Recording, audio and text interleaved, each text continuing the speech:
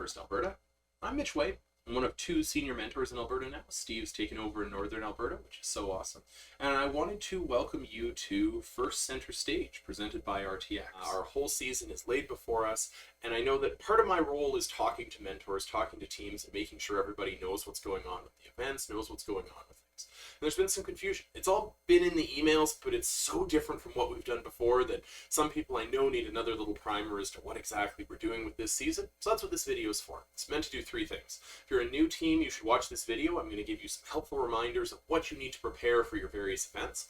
For teams that have done this before, I'm going to talk about the new format for the season. I'm going to talk about our leagues, our qualifiers, our championship, because it looks a little different this year. And for teams that have done this for a while and are really competitive, I'm going to talk about advancement spots, because that's what you often care about and what you're really looking for in the season. So with that being said, let's get started.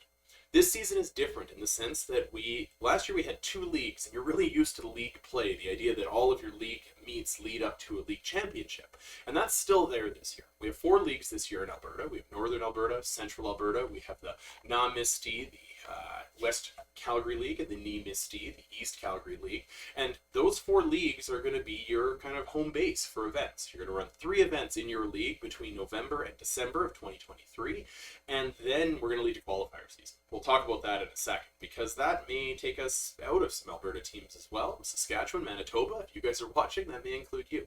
So, league play. You have 3 events in your league. You're either Calgary, you're either Na-Misti, Ni-Misti, you're Central Alberta, you're Northern Alberta. You do your first meet, and at your first meet, you show up with a robot that can pass inspection. This is for those new teams. The most important thing you can do is go on the First Inspires, the First Tech Challenge resources site that had the game manuals, and near the bottom there are robot inspection checklists. Make sure you've gone through the robot inspection checklist and the field inspection checklist, because those are the 2 checklists that you have to go through in order to pass your robot inspection. That's the most important piece of your meet, is making sure you get that inspection done and you do it quickly, because we're going to expect you to pass that inspection in the first hour or so that you're there. If you're not sure about inspection or you want to do a virtual one, send me an email, send Steve an email. One of our organizers will connect with you and actually do a virtual inspection so you know what to expect. A lot of the things that we see are things like teams not bringing alliance markers or having team numbers that are the wrong size on their robot. And when you have to remake one of those the morning of an event, it slows everyone down. So just take a look at those and make sure that you're ready for those events well in advance before you get there. At your first meet, you're going to play 6 matches once we're all past inspection. Oh, there's the one. All right, we got it. Those 6 matches are going to be your scores that lead into the league. Your allies, your opponents, they're going to be totally random. It's going to be awesome. After those six matches, you go home. You go rebuild your robot. There's a couple weeks where we don't do anything, and then we're going to have a second meet in all of the leagues. That second meet, I hope to see much better robots. That's usually what happens at meet number 2. And then you're going to get 6 more matches. It's going to look exactly like the first meet, but those scores are going to start to count up towards the league tournament. Now, the league tournament is totally different. It is a full event. It has awards. It has a playoff. It has alliance selection, all those fun things. So for your league tournament, at least a week and a half in advance of the league tournament, you're going to have to submit your engineering portfolio. The rules for that are in Game Manual 1, Traditional Events, which you can find on the first resources page. And it's a 16-page document that you give to the judges. It talks about what you've done this year and things like CAD, design, building the robot, strategy, programming, outreach, all sorts of things that you can do in there and talk about in your engineering portfolio. And you're going to use it as the backup document for the week of the event, where your lead mentors are going to sign up and are going to actually have a session where you meet with the judges. The judging interview is really simple. You come in, you give a 5-minute presentation. Let's use that hand there. And after the 5-minute presentation, the judges have 5 minutes to ask you questions. Isn't that awesome? After that, you're done. The judges will deliberate later in the week, and they're going to have a list of who they think the front runners are for the major awards. On Saturday, at your event, the judges will wander around their pits. They'll watch you play robot matches. They'll see how you interact with other teams. They will talk to you. Anything they need to do to gather the remaining information to determine who our winners are for those major awards. At the end of the day, at the league tournament, you're going to play 5 matches, and after the end of those 5 matches, we're going to count all your scores up until you get to an overall score. We're going to line you all up in ranking order and have an alliance selection. It's so exciting. It's awesome. If you haven't seen one, look at the First Alberta YouTube channel for the end of last year, Northern Alberta, Southern Alberta, Alberta Championship. Awesome stuff on there. You can watch the entire process and see what they did. What's going to happen is there's going to be a playoff. We're going to have a winning alliance, and we're going to have the awards handed out. There's an advancement order of who goes through to the Alberta Championship in Game Manual 1. But the simple part of it is that your winning alliance and your winner and runners-up or runner-up for your Inspire Award are likely going through to the Alberta Championship.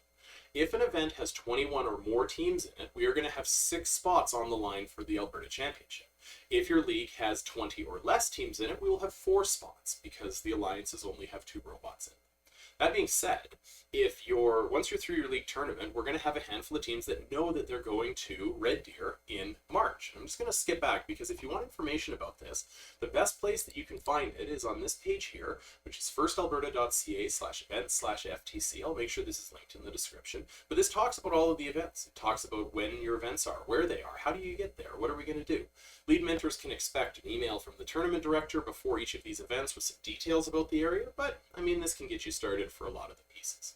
Please note that for the league season, lead mentors, you do need to have your team registered with First and with First Alberta at least a week in advance of each event or of the overall event in order to participate. So make sure you get on that right away, and if you're having any troubles, please feel free to reach out. We would love to help you through that process and make sure that you're in for what is really going to be the hardest fun ever and a really condensed, really early season, which is awesome. It's going to be really challenging for the students.